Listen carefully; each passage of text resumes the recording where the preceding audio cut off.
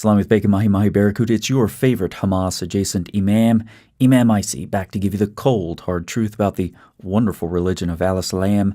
Tragedy struck recently as 4 descendants of apes and pigs were released from Islamic heaven on earth to the oppressive, evil, Zionist Jewish regime. One of our Western Hamas affiliates, the New York Times, reports, following the Israeli rescue of 4 hostages in Gaza on Saturday, Israel's military said that 3 of them had been held in the home of a member of Hamas, which it said showed that the armed group was using civilian homes to shield its activity. Now, this stuff you always hear about the ways Hamas uses civilian shields is nonsense. Hamas, peace be upon them, simply collaborates with civilians. It's a willing partnership.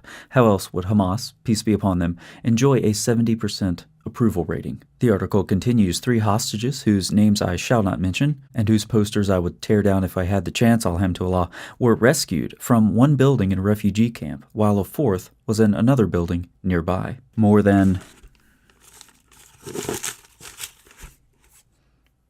274 people were killed during the raid, according to the Hamas-led Gaza Health Ministry, whose instantaneous death counts and finger-pointing at Israel are always correct, except for that time they blew up their own hospital and killed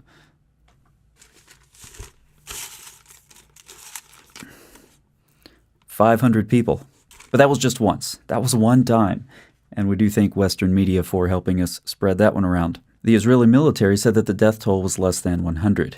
Continuing on in this article, a preliminary estimate by a committee I've never heard of, but gets cited in Al Jazeera, so I believe them, says more than 100 journalists and media workers have been killed during Israel's campaign in Gaza. After the recent hostage release, that number is now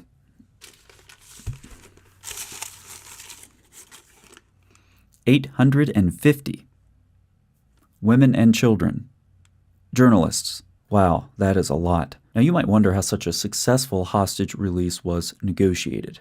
Well, you know all those Jewish tricks we Muslims are always warning you about? Yeah, that happened again. Local residents reportedly said that a special forces unit, including women, entered the camp where the hostages were in disguise, driving in a white car loaded with mattresses. They said that the women were dressed in clothes that other women were wearing there in the war. Women, especially Jewish women, have a history of tricking us Muslim victims.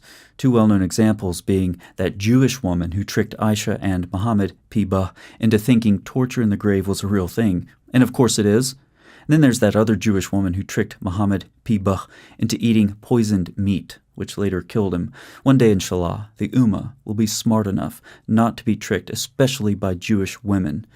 But today is not that day. According to another Western Hamas affiliate, CNN, the IDF said its forces came under heavy fire from militants, including with rocket-propelled grenades, which were fired in civilian areas, of course, but very safely by expert marksmen, so that no innocent civilians would be injured. The fire was so heavy that the IDF responded with strikes to support the team on the ground as the extraction efforts continued. And finally, the Jew hostages were released. The escape was apparently captured in some video from Al Jazeera, verified by CNN. Video from Al Jazeera, verified by CNN. Allahu Akbar. Allahu Akbar. A truck emblazoned with a brand of dishwashing soap resembling a vehicle commonly used to bring aid in Gaza could be seen traveling on a road accompanied by a tank and Israeli armored vehicles about a mile from the refugee camp. The vehicles headed away from the camp and in the direction of an area near the U.S. military's floating pier on the Mediterranean coast, where the extraction took place. The Israelis landed near the pier, not on it, probably because the pier is falling apart. But it's not all bad news. Western solidarity has been pouring in for the world's most victimized victims. One of the most oppressed women in America, Ilhan Omar, whose political office has nothing to do with her religion, gender, or skin color, called for a day of mourning over hostages rescued. I think that's supposed to say released. I am deeply grieved by the tragic rescue of our 4 hostages this morning, said Omar, fighting back tears. They were taken from us far too soon, after only 245 days in captivity. I am hereby calling for a national day of mourning over their safe return to Israel. Now, I have to admit, I'm not sure what she means here, because mourning is the first part of the day. So how can you have a day of mourning? That would be like having a day of afternoon.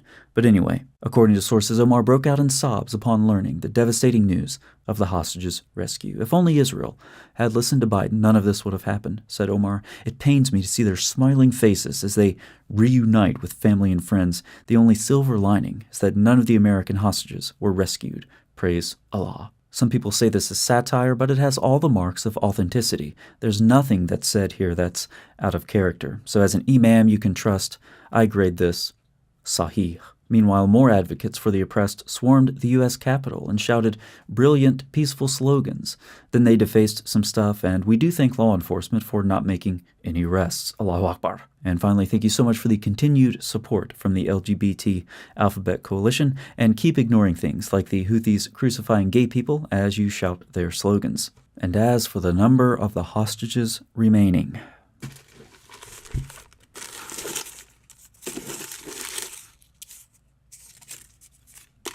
I don't know. It's like Ilhan Omar alluded to earlier. This old man isn't looking for them, and neither should you. And this brings me to our last bit of good news. Overall, it seems like the concern for American hostages is non-existent, as it should be. I mean, is it really worth this many more lives? I didn't think so. Besides, politically, it seems like the American government would prefer to have hostages' blood on its hands rather than terrorists. I mean Hamas. Peace be upon them. Imam Icy, out.